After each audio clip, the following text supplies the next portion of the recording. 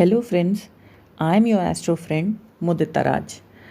तो चलिए आज हम लोग बात कर लेते हैं मारक हाउसेस पे या मारक स्थान कुंडली में जो है वो कौन कौन से होते हैं। तो देखिए, दूसरा घर और सातवां घर जो है उसको हम मारक स्थान कहते हैं। लेकिन अगर हम ऐसे देखें तो दूसरा घर जो है वो हमारा कुटुंब का है, दूसरा घर हमारा धन का है, धन भाव है। सातवां घर जो है वो केंद्र में से एक है और हमारे बिजनेस पार्टनर को, लाइफ पार्टनर को बताता है। तो ये इतने अच्छे घर होने के बाद जो है मारक कैसे हो गए? तो यहाँ पे हमको समझना पड़ेगा अष्टम घर को। देखिए, अष्टम घर क्या है? वो आयु का घर है, वो मृत्यु का घर नहीं है। जनरली हम लोग यही समझते हैं कि वो मृत्यु भाव या मृत्यु का घर है, लेकिन वो लॉन्जिटिविटी का घर है, वो हमारी आयु का घर है। और किसी भी घर से अगर हम 12वां जाते हैं तो 12वां जो है वो उस घर के कारकत्व का, उस घर के सिग्निफिकेशंस का व्यय या नाश होता है। तो अगर हम 8th हाउस माने अपनी आयु का नाश देखना हो तो उससे 12वां स्थान कौन सा बना? 7वां घर। इसी तरीके से अष्टम से अष्टम अगर हम भवात भवम के हिसाब से चलेंगे तो हमारा तीसरा घर जो है वो भी हमारी आयु को निर्धारित करने में एक बहुत इम्पॉर्टेंट रोल प्ले करता है। तो अब हम देखेंगे कि तीसरा घर जो है उससे 12वां स्थान कौन सा बना? तो वो बना दूसरा। अगर दूसरे और सातवें घर जो है वो मेलेफिक इन्फ्लुएंस में होते हैं, बहुत ज़्यादा पीड़ित अवस्था में होते हैं, तो इसका कहीं ना कहीं जो है हमारी आयु के ऊपर जो है, हमारी लॉन्जेटिविटी के ऊपर इसका असर पड़ता है। ये जो है हमको कई बार जो है बहुत इमेंस हार्म या मृत्यु तुल्य कष्ट देने में भी सक्षम होता है, कोई बड़ी बीमारी देने में सक्षम होता है। जैसे अगर हम बात कर लेते हैं एरीज राशि की, तो आप देखिए एरीज राशि में दूसरे और सप्तम जो है उसके स्वामी शुक्र बने, तो हम ये कह सकते हैं कि ये एक बहुत ही प्रबल मारक है। शुक्र की दशा, अंतरदशा जो है वो इनके लिए मृत्यु तुल्य पीड़ा, मृत्यु तुल्य कष्ट या कई बार मृत्यु भी लेके आ सकती है अगर शुक्र जो है वो इनकी पत्री में पीड़ित अवस्था में है। इसी तरीके से हम दूसरा एग्जाम्पल ले लेते हैं।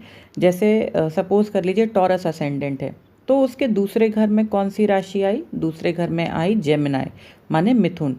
उसके स्वामी बने बुध। तो बुध जो हैं वो इनके लिए मार्केश हो गए। इसी तरीके से अगर हम बात करते हैं सप्तम स्थान की, तो वो मंगल की राशि वृश्चिक आई या स्कॉर्पियो आई।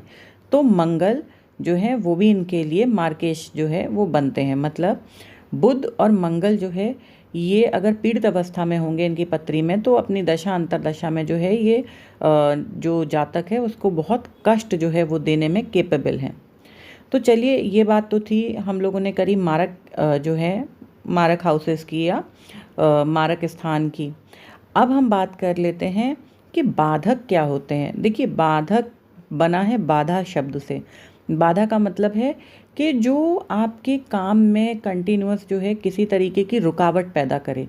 ये बिल्कुल इसका उद्देश्य नहीं है कि वो आपका काम होने ही नहीं देगा, होने देगा, लेकिन बहुत ज़्यादा प्रयास के बाद आपको उस काम में सफलता मिलेगी। तो ये कंसेप्ट है बाधकेश का। अब देखिए, हमारे यहाँ जो हम लोग पढ़ते हैं 3 तरीके की राशियाँ होती हैं। एक होती है मूवेबल, एक होती है फिक्स्ड और एक होती है डुअल। तो अब मूवेबल साइंस कौन कौन से हैं? वो है 1, 4, 7, 10 माने Aries, cancer, Libra and Capricorn.